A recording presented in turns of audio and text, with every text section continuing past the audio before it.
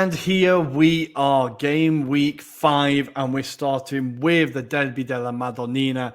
And well, once again, Adam, we hit the nail on the head by saying Inter were going to walk this and absolutely nailed our predictions as Milan win 2-1 and Inter flatter to deceive. I think for both of these teams, seeing their performances midweek, I was even more sure that Inter were going to walk this and Milan were going to just absolutely collapse, right? Inter were really impressive against Man City, really implemented their system, forced Man City to bend to their will, play beautiful football, had the better chances. Saying, okay, this is the perfect springboard. Go into the derby, you're flying. Milan, give away, get an early goal against Liverpool, but then completely collapse. And you think, okay, Fonseca's not had it. There's no rescue in this team.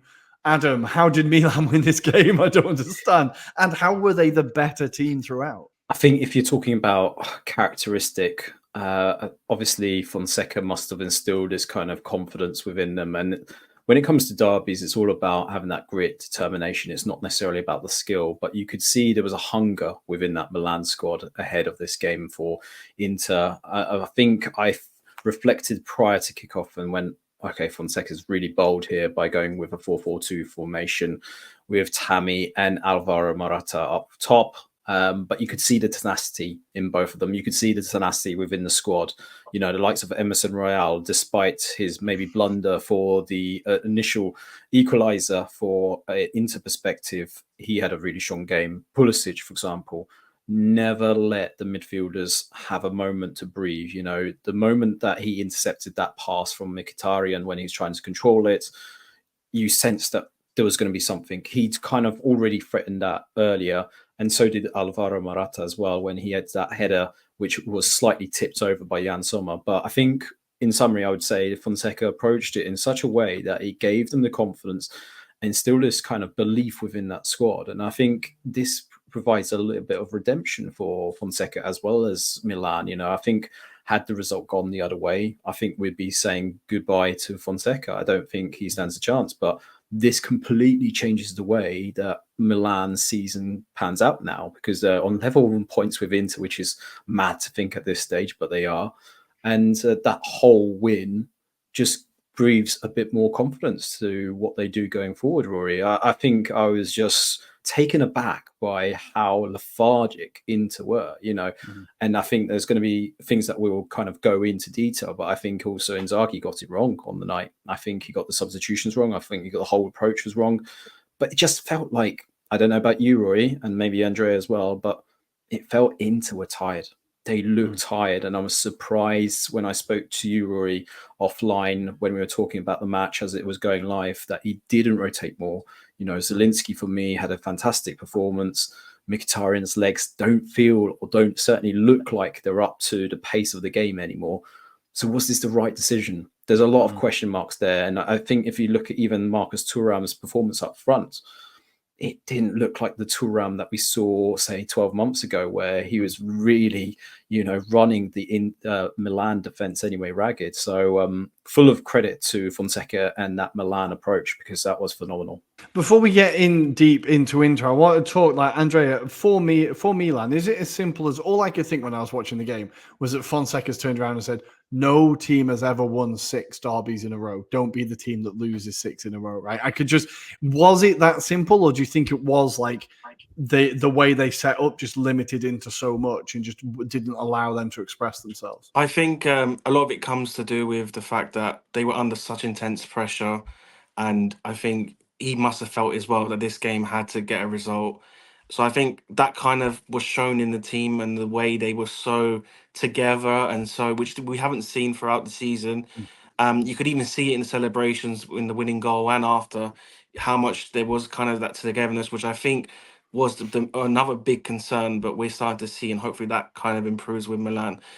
I think it just clearly just surprised Inzaghi. I don't think he expected Fonseca to do it, and I think it's fair play. I think it shows a good character in Fonseca, the fact he could appreciate that what he was kind of doing in present time wasn't really working, and if he was going to get a result, he was going to have to do something drastic, or go for some sort of experiment, and it paid off. I mean, obviously, if it didn't pay off, it would have gone the other way. But to be fair, you got to give credit to him, the fact that in such a big game, he took that big risk and it paid off well. I think the directness of Milan is something that Inter struggle with in general against teams that have direct play.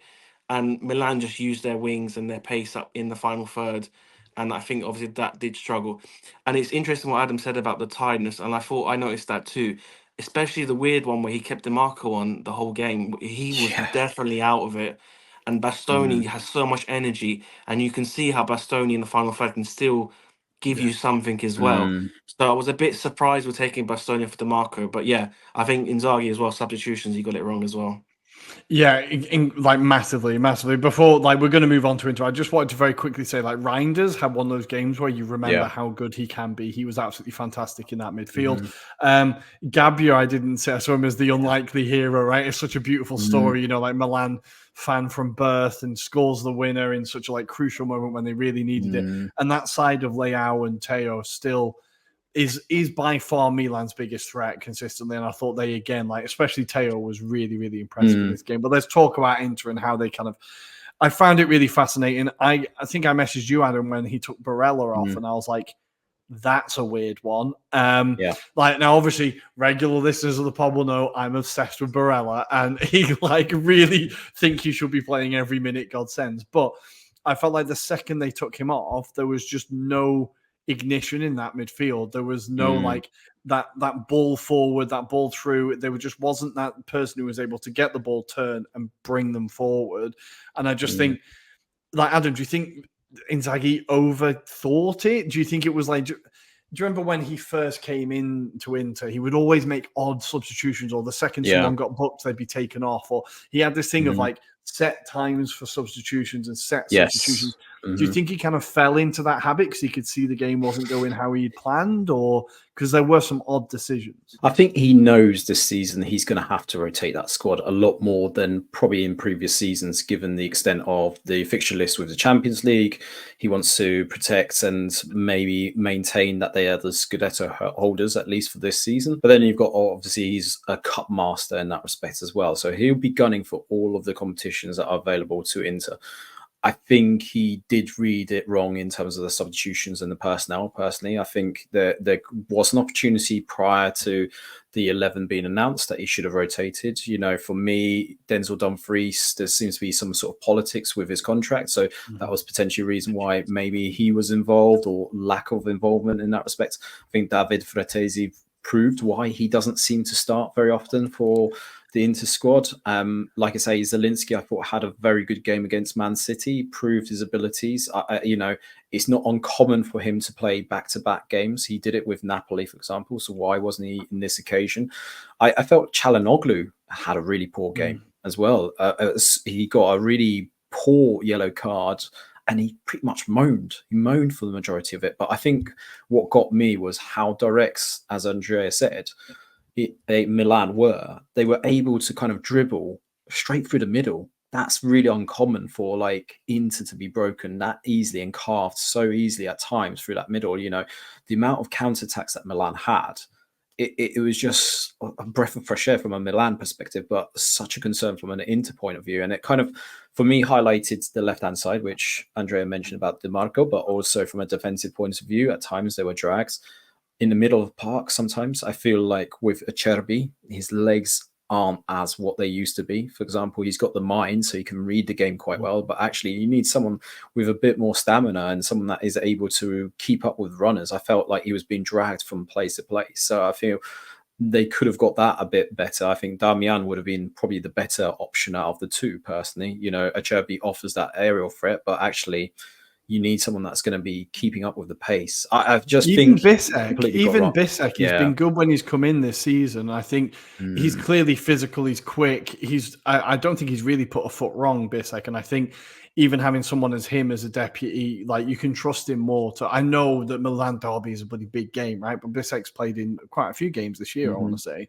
So, like, that's another option off the bench there where you can think maybe this isn't working, or, if you want to rotate a bit more. But Andrea, sorry, I just completely cut over you there, Adam. I apologize. But, right. But Andrea, do you think, I was just looking at Inter's matches, like, so they've drawn with Genoa, they've beaten Lecce, which is fine, right? They had that really good performance against Atalanta, drew with Monza, and now lost to Milan. It's not the most encouraging start to the season for Inter. It's not been what we really expected, I think.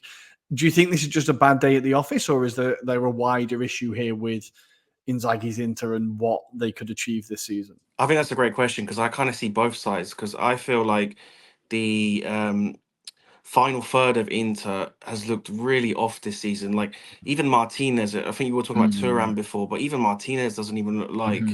I'm noticing this because I have in my Fanta culture, he's not doing anything. But but honestly, I think the link up between those two hasn't gone well either.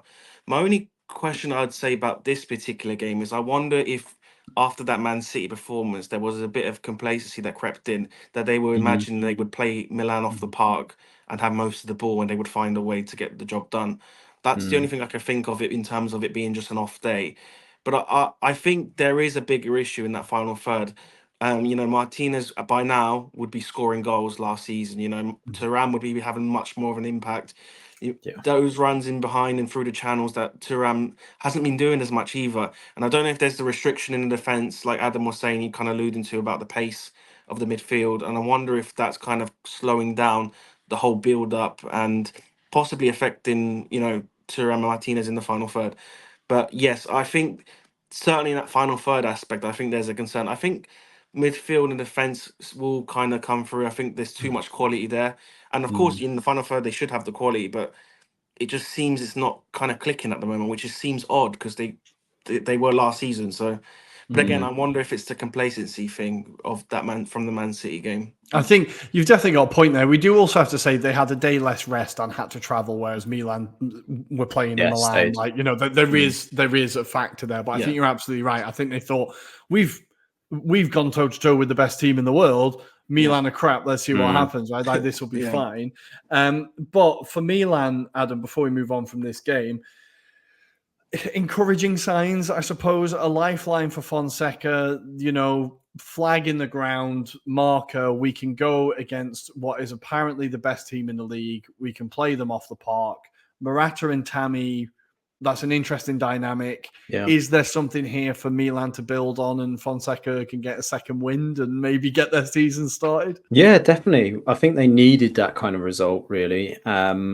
And although we kind of said there's a lot of flaws in that Liverpool game, even against Venezia, they had an easy ride, really, in that 4-0 victory prior to this. I feel like this is something that they can get behind. They've got something that is something they can build as terms of a squad as well.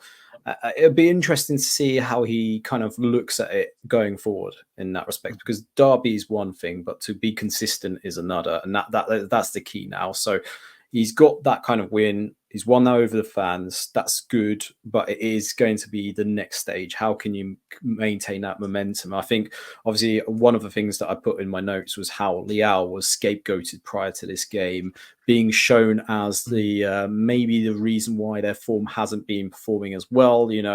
He's obviously had his little spat in the press with Di Canio as well. But, I think that's been very harsh on Leao to blame him for what's been, for the majority of I'd say, the best part of a year, really. The form hasn't been directly down to Leao. It's been the whole team. They've been in transition. They're still in transition, to be brutally honest. But Leao has been the bright spark in some of those moments. Granted, he's not consistent enough.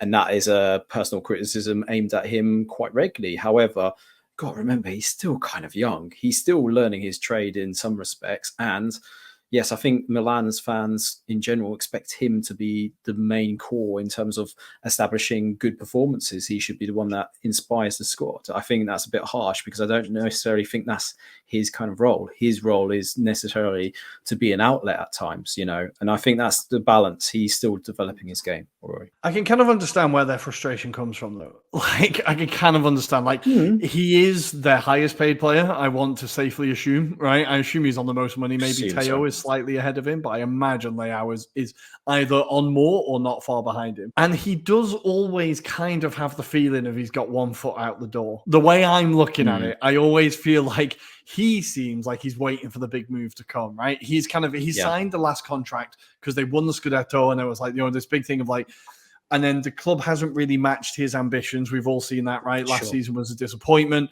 The squad hasn't been built how you'd hoped. Like, and I kind of always get this feeling that he's kind of like, I'll be gone soon enough. And like, as well as he has performed, maybe his attitude isn't quite there. And if I was a Milan fan, I think it would wind me up. It kind of gives me that Ivan Toney vibe of like, I'm the best player at your club, but I know I'm going somewhere else. If you know what I mean. Like, Andrea, am I onto something, or do you think I'm reading too much into this? I can kind of sympathize why Milan fans get wound up with him. I think there's quite a few elements into it. Yes, I kind of agree with you. I think, yeah, there's too many things going on in general behind the scenes. So I feel like they do play factors, and we have seen it throughout. So yeah. It'll be interesting to see what season he has, because he has had a very good start to the season. He is still their best player. So it is this weird dichotomy, right? Also, last thing on this, we just have to talk about Pulisic in big games, because that is against Liverpool now, and that's against Milan. He's a player that low-key has been very good since he joined Milan. I wasn't sure if he was going to be a good signing. He had a pretty good season last season. He's had a very good start to this season. That goal was absolutely beautiful. Just the sheer determination of that run and to get the finish was absolutely incredible. He's a player that I've never really rated that much. I've always thought, he's fine. You know, he's not the LeBron James of soccer, like they'd have you believe, but he's having a very good season and has been a very good signing, I think. So yeah, probably just slightly behind Reinders for man of the match for me, I think. But incredible win for Milan, incredible performance, something to build on. For Inter, maybe just a bit of a rude awakening and a slap in the face. If this Scudetto isn't going to be easy, like I'm going to set the question towards the end of the episode so you can think about it in the background. Is this going to be a super open Scudetto race? Because Torino are currently top and no team is really stepping out in front of everybody else and going, we're the favourites, right?